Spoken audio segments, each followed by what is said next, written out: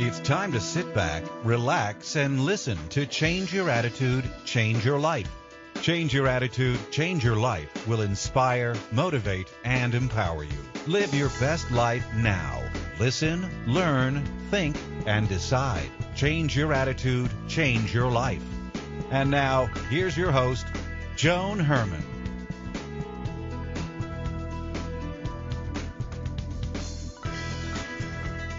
Welcome to Change Your Attitude, Change Your Life. I'm Joan Herman. Thanks for tuning in. Change Your Attitude, Change Your Life brings you interviews with some of the most inspirational and influential people in the world. It's our goal to educate and empower you so you can live your best life now. Thank you for taking time for yourself, and thank you for letting us be a part of your life. We have another great show for you today.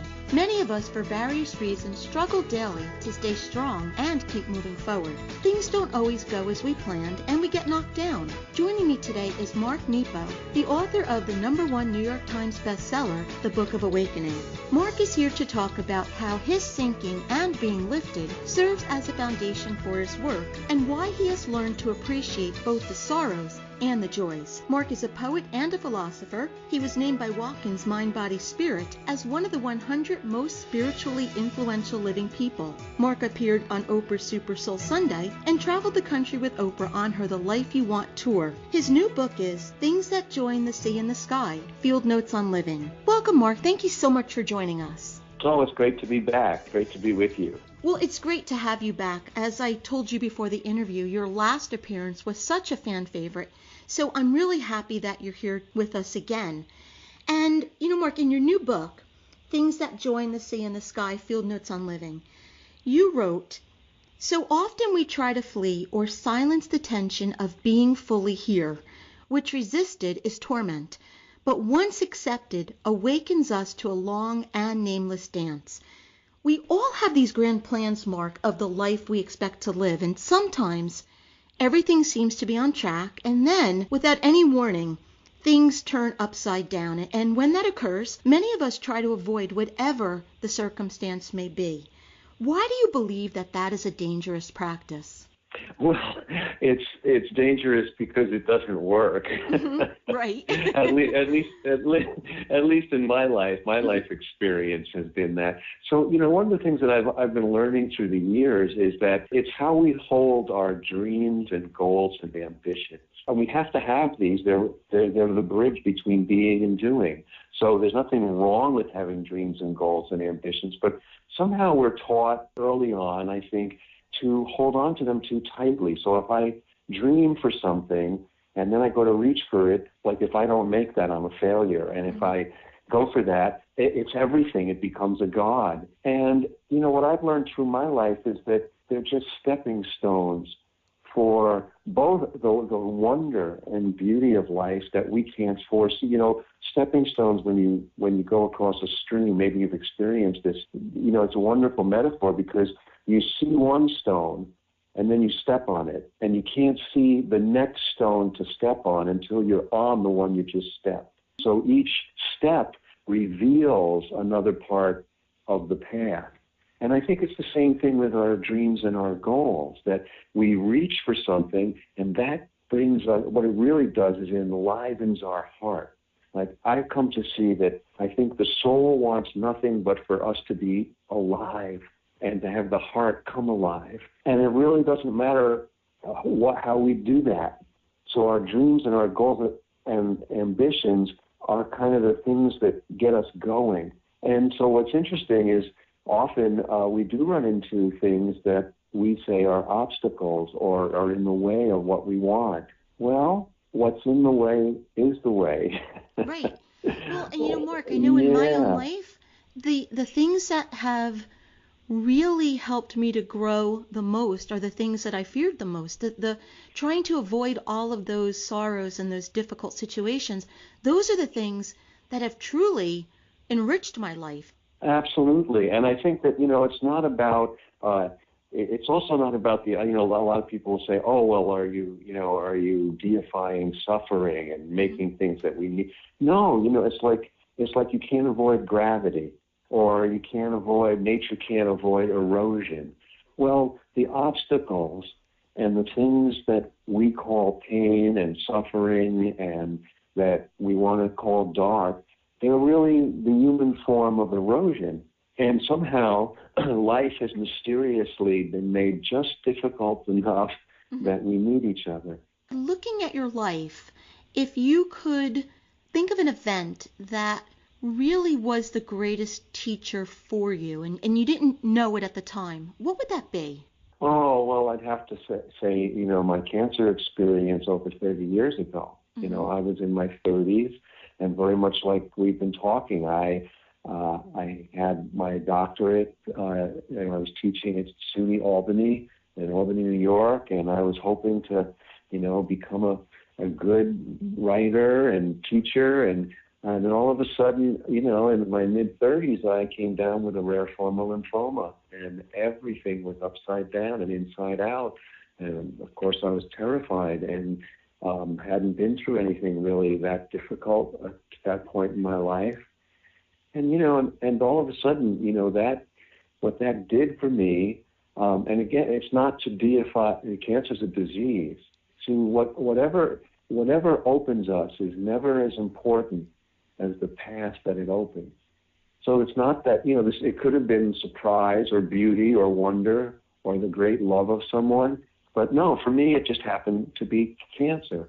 Right. But what it opened in me was to, I was raised Jewish, and in that journey of almost dying, I was blessed to have people from all faiths and traditions offer me help and support and kindness.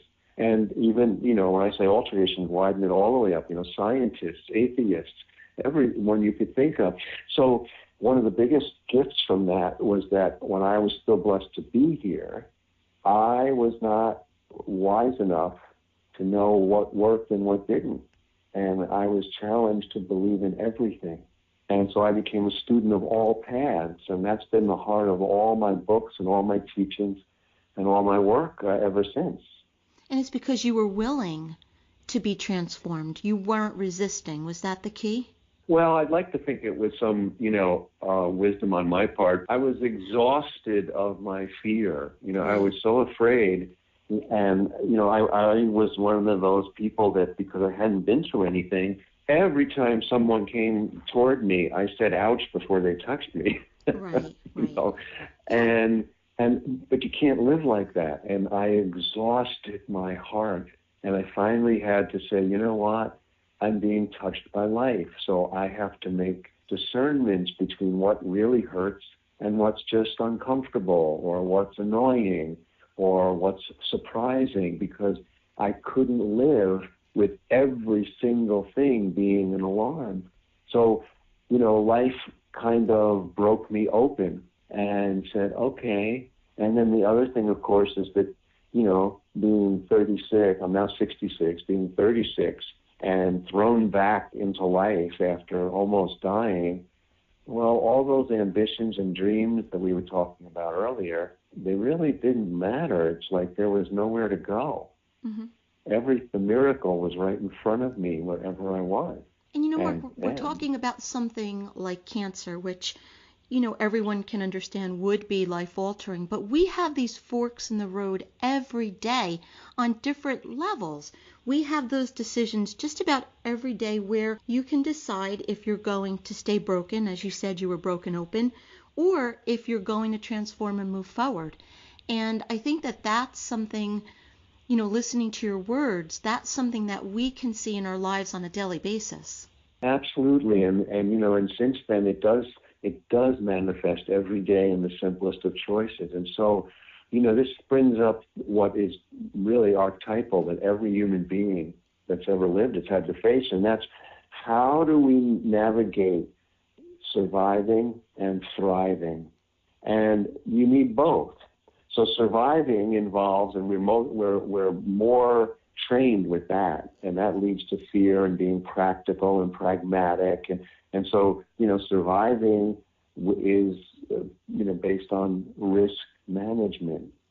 So if you and I were having this conversation while we were crossing the street in New York and we weren't paying attention, we might get hit by a truck. Mm-hmm. Well, that's risk management in the outer world.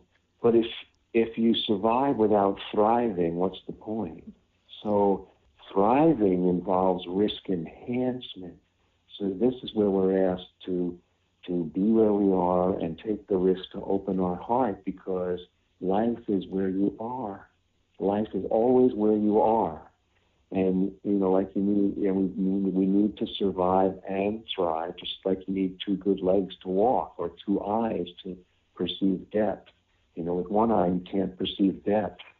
Mark, from doing this work, I have the opportunity to go out and meet so many people as you do. And what I've seen is that there just seems to be more and more people that have this empty space within them. It's like they're searching for the meaning of life. They're missing this inner happiness and joy. And I'm not sure if it's the result of the fast-paced life that we live.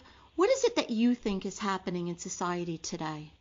Well, I think that, people today are facing the same things we've always faced. I think some of the pressures are very different because of modern times. And so, I think that the technology and the technology is inert. It's a tool.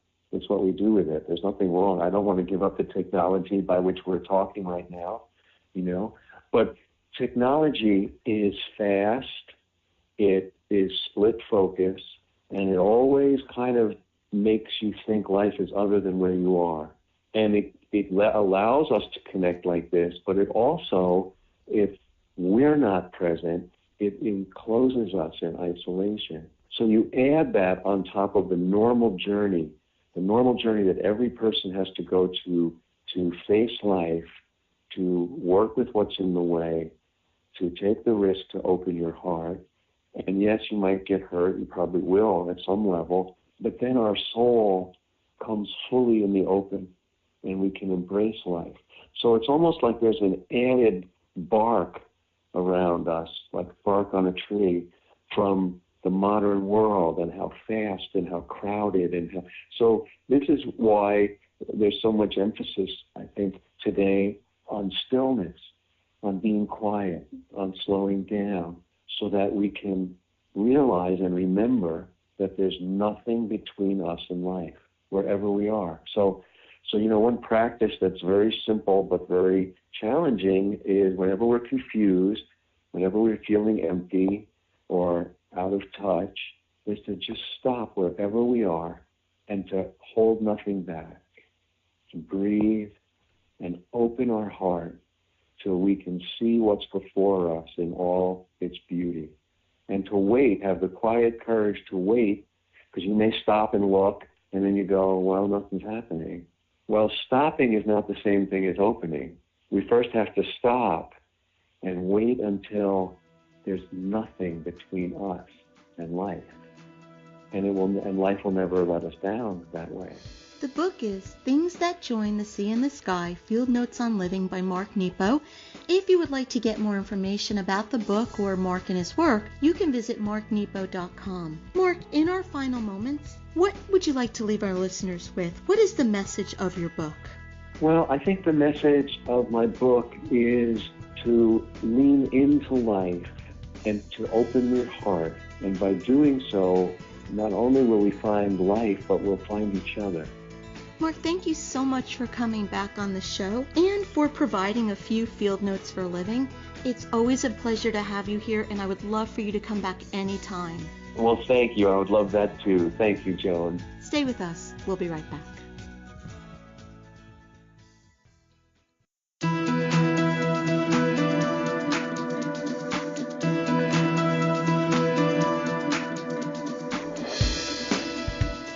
Thank you for joining us. I hope you found the show informative. At Change Your Attitude, Change Your Life, we believe that knowledge is power. Take what you've learned, apply it, and live your best life now.